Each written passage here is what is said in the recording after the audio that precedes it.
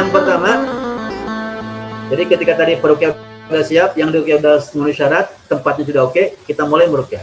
Pastikan semua yang hadir di tempat ruqyah dalam keadaan berwudu dan tidak ada yang berhadas besar, haid, nifas, junub, ya. Jadi yang haid itu, nifas, junub sebaiknya di ruqyahnya nanti. Tapi kalau keadaan darurat, ya, darurat sudah nggak kuat dengan gangguan jin yang bikin sakit di rahimnya, di perutnya, udah ruqyah aja nggak apa-apa. Cuma nanti ketika setelah taharah bersih di ruqyah lain. Kemudian yang kedua, pasien ruqyah bisa tidur terlentang, ya. Terlentang ya, bukan telentang, ya, terlentang. Atau duduk, ya, atau duduk usahakan bisa menghadap kiblat. Jadi boleh tiduran, boleh duduk. Ya. Jika pasiennya perempuan, pastikan ada mahram yang menemaninya dan semua auratnya tertutup kecuali wajah. Ya. Tapi kalau dia bercadar nggak mau dibuka juga silakan. Saya pernah meruqyah akhwat ya, perempuan bercadar ya. Dia mau insert, mohon maaf, cadarnya nggak usah dibuka ya. Oke, nggak apa-apa, nggak usah dibuka. Ya. Seperti itu. Tapi nanti juga otomatis ketika reaksi dia gerak sana kemari ya terbuka juga seperti itu ya. Kemudian yang ketiga, jika yang akan diruqyah perempuan, maka pastikan sarung tangan sudah dipakai oleh laki-laki yang akan meruqyah sehingga tidak terjadi sentuhan kulit saat harus memegang pasien. Ini memang nggak wajib ya, tapi sebaiknya gitu kan, sebaiknya untuk antisipasi ya biar leluasa memegang apalagi sampai harus memijit gitu kan. Ini sarung tangan sudah siap, atau selain sarung tangan yang lainnya yang bisa menghalangi ya sentuhan langsung seperti itu. Ini untuk menghindari fitnah seperti itu. Kemudian yang berikutnya, nah sebelum memulai bacaan ruqyah, nah orang yang meruqyah membaca doa-doa pertolongan dan perlindungan terlebih dahulu sambil ya memegang ubun-ubun kepala orang yang diruqyah atau anggota tubuh yang terasa sakit. Ini ruqyah sebelum COVID ya. Ruqyah sebelum COVID, sentuhan-sentuhan itu dilakukan. Tetapi setelah corona datang, saya menghindari ini ya. Jadi bahkan agak berjarak ya, mungkin 1 meter atau 2 meter berjarak. Yang penting suara saya kedengaran sama yang diruqyah. Ya. Tapi kalau dipastikan aman ya silakan ya. Ubun-ubunnya dipegang, kemudian anggota tubuh yang sakit juga dipegang, kemudian sambil baca doa pembuka ya. Ya Hayyu ya Qayyum birahmatika astaghitsu. Ya. Ini nggak wajib ya, tapi usahakan baca ini. Ya, pakai bahasa Indonesia juga boleh ya. Allahumma inni ala zikrika wa syukrika wa husni ibadatik. Ya. Atau doa yang lainnya, klik. Allahumma inni a'udzubika min an usyrika bika syai'an a'lamuhu wa astaghfiruka lima la a'lamu. A'udzu bikalimatillahi tammati min syarri ma khalaq. A'udzu bikalimatillahi tammati min ghadabihi wa iqabihi wa syarri ibadihi wa min hamazati syayatin wa ay yahdurun.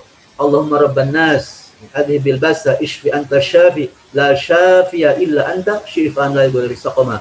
Bismillahi arqika wa yashfika min kulli syai'in yudhika wa min kulli syarri nafsin aw 'ainin hasidin. Wallahu yashfika bismillahi arqika. Nah ini bahasa Arabnya gitu. Tapi kalau mau pakai bahasa Indonesia boleh. Ya Allah, aku niat meruqyah orang ini. Semoga Allah, engkau ya Allah bisa menyembuhkannya. Seperti itu. Ya. Ini doa-doa pembuka sebelum meruqyah. Ya. Baik, lanjut. Pasien ruqyah ini saat proses ruqyah tidak berzikir ya Bapak Ibu. Nggak usah zikir dan tidak mengikuti bacaan yang dibaca oleh orang yang meruqyah walaupun dia hafal. Bahkan ketika baca Al-Fatihah waladhdallin dia nggak usah ngucapin amin ya, nggak usah. Biarin aja, dengerin aja ya. Jadi hanya mendengarkan, konsentrasi, khusyuk. Nah, itu orang yang diruqyahnya. Nggak usah zikir, nggak usah baca, nggak usah ngikutin, dengerin aja. Ya, dengerin. Nah, sedangkan orang-orang yang menemaninya justru harus membaca Al-Qur'an atau berzikir dan berdoa ya. Yang bawa Quran silakan baca Qurannya ya. Yang tidak baca, yang nggak bawa Quran mungkin bawa HP ada aplikasi Quran buka. Yang nggak bisa juga bisa yang hafal-hafal Qul Falaq Binas ayat kursi diulang-ulang nggak apa-apa.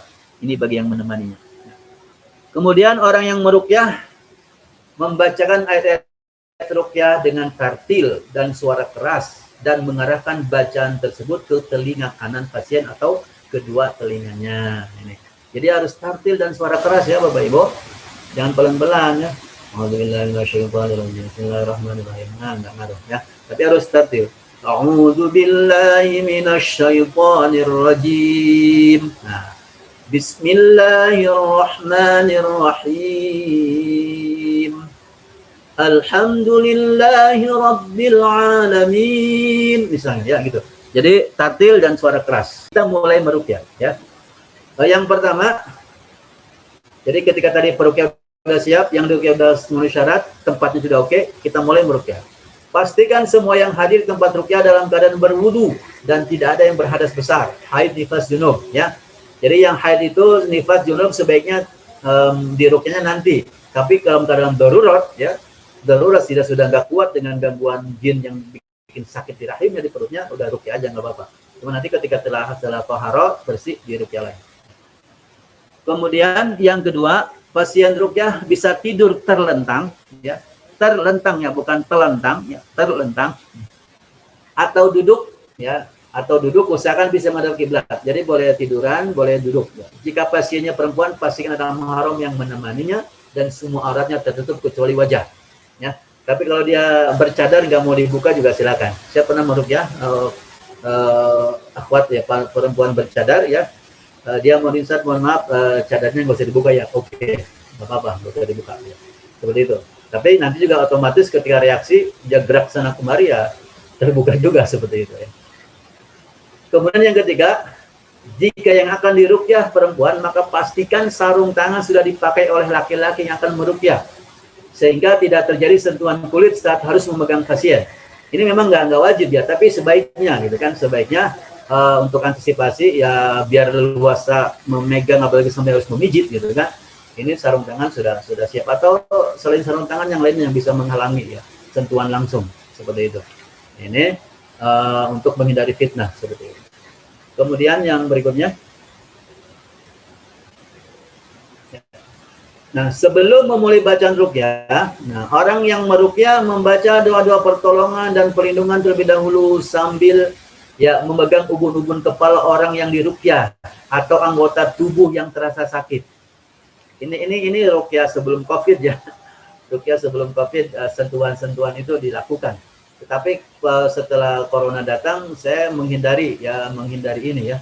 Jadi bahkan agak berjarak ya, mungkin 1 meter atau 2 meter berjarak. Yang penting suara saya kedengaran sama yang diruqyah. Ya. Tapi kalau dipastikan aman ya silakan ya, ubun-ubunnya dipegang, kemudian anggota tubuh yang sakit juga dipegang, kemudian sambil baca doa pembuka ya. Ya Hayyu ya Qayyum birahmatika astaghitsu. Ya. Ini nggak wajib ya, tapi usahakan baca ini. Ya, pakai bahasa Indonesia juga boleh ya. Allahumma inni ala zikrika wa syukrika wa husni ibadatik. Ya.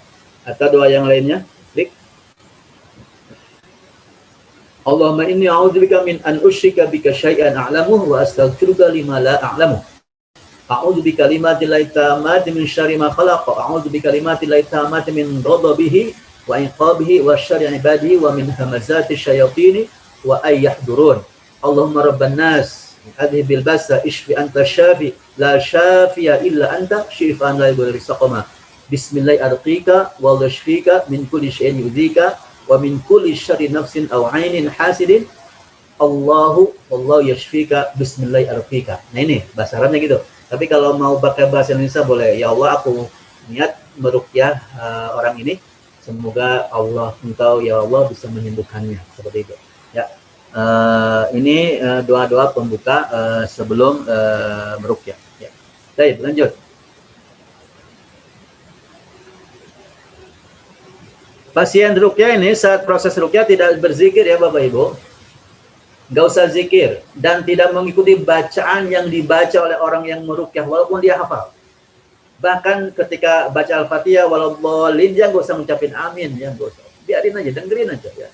Jadi hanya mendengarkan, konsentrasi, khusyuk. Nah itu orang yang diruqyahnya. Nggak usah zikir, nggak usah baca, nggak usah ngikutin, dengerin aja. Ya, dengerin. Nah sedangkan orang-orang yang menemaninya justru harus membaca Al-Quran atau berzikir dan berdoa ya. Yang bawa Quran silakan baca Qurannya ya. Yang tidak baca, yang nggak bawa Quran mungkin bawa HP ada versi Quran buka. Yang nggak bisa juga bisa yang hafal-hafal Qul Falaq Binas ayat kursi diulang-ulang nggak apa-apa. Ini bagi yang menemaninya.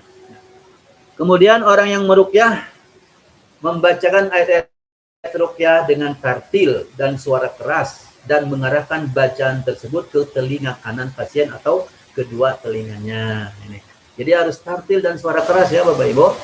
Jangan pelan-pelan ya. Bismillahirrahmanirrahim. Nah, enggak ngaruh ya. Tapi harus tartil.